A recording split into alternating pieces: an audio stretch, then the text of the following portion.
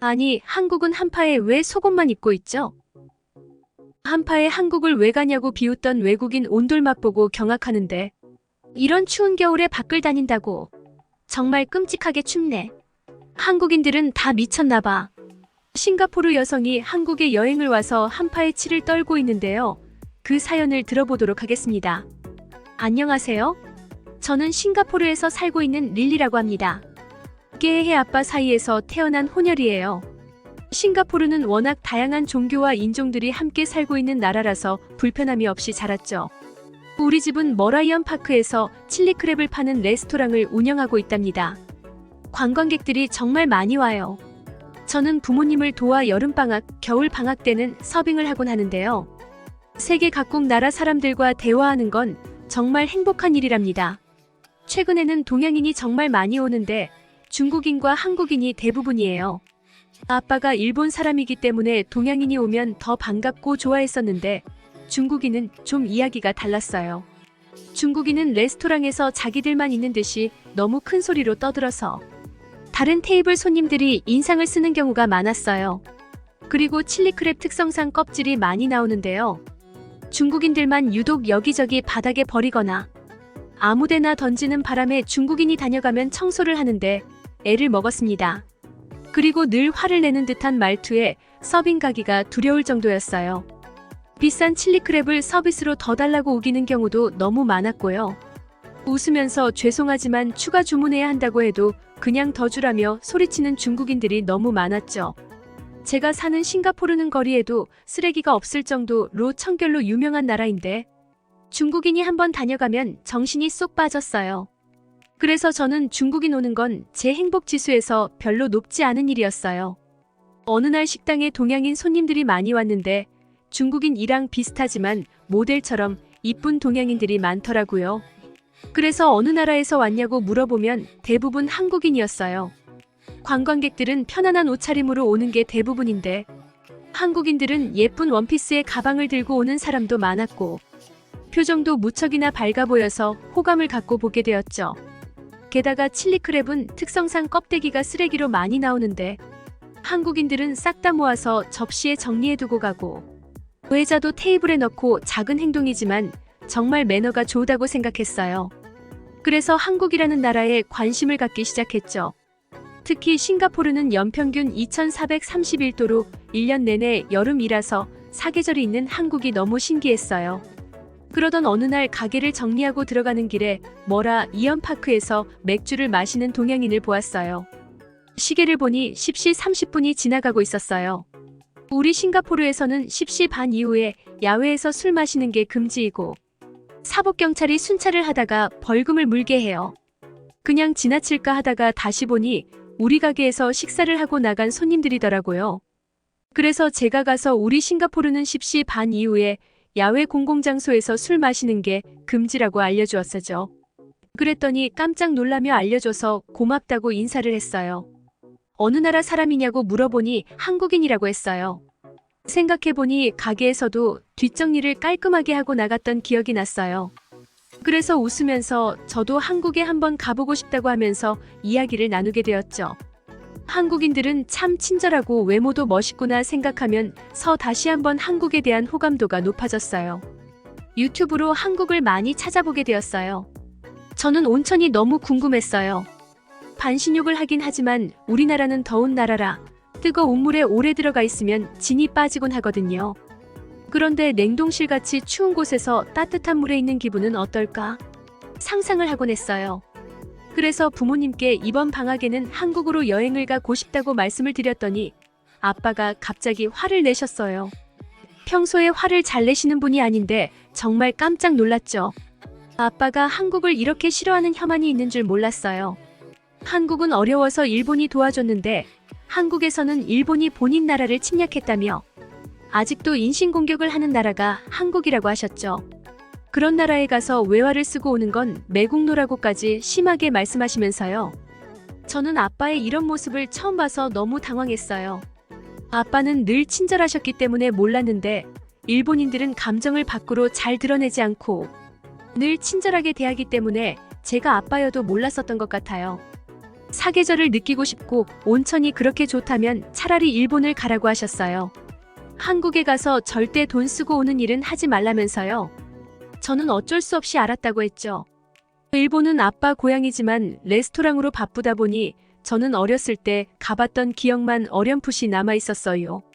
그래서 일본으로 가고 몰래 한국을 들르기로 마음을 먹었죠.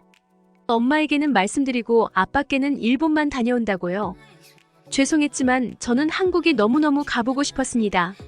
한국에 대해 인터넷을 찾아보니 한국의 겨울은 평균적으로 영하 15도였고 같은 기온이 더라도 한국은 더 춥다고 써 있더라고요. 그리고 파리보다 더 춥고 바람이 엄청 분다고 하네요. 한파에 대한 내용이 많았어요. 와 저는 너무 설레었답니다. 우선 엄마와 일본으로 향했습니다. 일본 후쿠오카에 도착을 했는데 정말 추웠습니다. 한파를 경험해보고 싶다고는 했지만 속눈썹이 얼 정도로 추울 줄을 몰랐습니다. 그래서 서둘러서 숙소로 들어갔어요. 그런데 숙소가 너무 냉골이어서 서둘러서 난방을 돌리고 온풍기를 틀었는데 몇 시간이 지나도 따뜻해지지가 않아서 너무 당황했죠. 알고 보니 일본은 지진 내진 설계 등으로 온돌 시설이 부족할 뿐 아니라 그나마도 부분적으로만 되어 있어서 전기장판이나 카펫을 깔고 생활을 한다고 했어요. 그런데 전기세가 상상 초월로 비싸서 잘 사용을 안 한다고 하네요. 싱가포르도 물가라고 하면 만만치 않게 비싸지만 그래도 이렇게 덜덜 떨면서 살 정도인 일본이 선진국이 맞나 싶은 생각이 들었어요. 숙소에 들어갔는데 내가 실내에 있는 건지 밖에 있는 건지 모를 정도였어요. 창문으로도 바람이 너무 들어와 코끝이 시렸어요. 보일러가 있었는데 그저 온수를 위한 거라고 했어요. 일본은 잦은 지진으로 바닥에 난방을 쉽게 할 수 없고 설치하려면 그만큼 엄청 큰 비용이 들기 때문에 대부분 없었던 겁니다. 그리고 바닥 전체를 따뜻하게 하는 데는 한국 돈으로 200만 원 이상의 전기세가 소요가 된다고 합니다. 그래서 우리는 서둘러서 온천에 가기로 했습니다. 와 온천은 너무 좋았어요. 얼굴은 시리지만 따뜻한 물속에 들어가는 느낌이 너무 좋았죠. 그런데 아쉬운 점은 시설이 좀 오래된 듯 했어요. 좁기도 해서 수영복을 입고 들어가는 곳인데 사람이 너무 많아서 쾌적하지는 못했어요. 한참 온천을 끝내고서 돌아와서도 여전히 숙소는 추웠어요. 준비해간 옷을 겹겹이 껴입고 코타츠라는 곳에 둘러앉으니 좀 낫더라고요. 그런데 거기에 계속 앉아있기만은 할 수는 없었어요. 우리는 비행기를 타고 왔고 덜덜 떤 탓에 금세 잠이 들었죠. 그런데 끙끙 앓는 소리에 잠에서 깼는데 엄마가 감기에 걸리셨는지 앓고 계시더라고요. 그래서 저희 모녀는 싱가포르로 돌아갈까 하다가 평생 일만 하셨던 엄마가 어떻게 나온 여행인데 그냥 돌아갈 수는 없다고 생각하고 일정을 바꿔서 한국에 빨리 가기로 했습니다. 결론적으로는 정말 잘한 선택이었습니다. 평생 후회할 뻔했어요. 다행히 일본에서 한국 비행 시간은 2시간 50분밖에 걸리지 않았습니다. 인천공항에 도착했는데 뭔가 모를 에너지가 느껴졌어요. 활기차다고 해야 할까요? 제가 한국을 너무 좋아해서 이런 기분이 드는 건가 했지만 34 그건 제 느낌이 맞았어요. 우선 공항이 너무 따뜻했어요. 일본에서 벌벌 떨기만 해서 그런지 이렇게 넓은 공항이 따뜻할 수 있나? 일본에서 있었던 숙소보다 따뜻한데? 라는 느낌이 들 정도였어요. 저희는 쾌적한 인천공항을 지나 숙소로 오게 되었습니다. 와, 한국은 정말 추웠어요. 온도도 낮지만 바람이 정말 차가웠어요. 얼굴이 막 아리는 듯한 칼바람이었죠.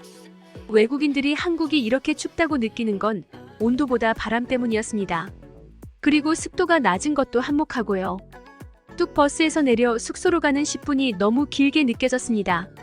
우리는 저녁 10시쯤 버스에서 내렸는데 길거리에 사람이 너무 많아서 깜짝 놀랐습니다. 이렇게 추운데 엄청 활기찬 도시 같은 느낌이었어요. 일본이나 캐나다처럼 추운 겨울 눈이 오는 저녁에는 사람이 거의 없는데 한국 사람들은 정말 에너지가 넘치는 것 같아 보였습니다. 숙소로 들어가는 순간 천국에 온 느낌이었습니다. 난방을 가동하니 30분도 되지 않아서 공기가 따뜻해졌습니다. 게다가 숙소 체크인 때 온돌과 침대방 둘 중 어느 숙소에 머물지 고르라고 해서 무슨 차이인지 물어보니 온돌은 방이 따뜻하다고 해서 고민도 없이 선택하게 되었습니다. 그런데 들어가 보니 맨바닥이어서 엄마와 저는 눈이 휘둥그레졌습니다. 이 딱딱한 바닥에서 어떻게 자라는 건지. 저는 앉아서 열심히 인터넷을 뒤지기 시작했습니다. 온돌은 예전에 아궁이에서 음식을 하며 나오는 열기를 놓치지 않고 집안을 따뜻하게 해주는 선조의 지혜가 돋보이는 시스템이라고 했습니다. 이런 문화가 발전해서 보일러로 하는 온돌인 거고요. 요즘은 심지어 스마트폰으로 연결해서 미리 집에 들어가기 전에 보일러를 켜서 따뜻하게 데워준 후 들어갈 수 있다고요. 그래서 우리 모녀는 따뜻해진 바닥에 누웠습니다. 누구랄 것도 없이 스르르 잠이 들 정도로 따뜻했어요. 한국은 부자인가? 전기세 걱정은 안 되는 걸까? 이것저것 궁금한 채 우리는 잠이 들었습니다. 다음날 일어났더니 정말 이렇게 개운할 수가 없었어요. 기분도 좋고요. 맨바닥에 자야 한다는 게 충격이었는데 이불을 깔고 자니 그렇게 딱딱하지도 불편하지도 않았어요. 이 온도를 선택한 걸 처음에는 후회했지만 잘한 선택이었던 거죠. 우리는 온양온천으로 향했습니다.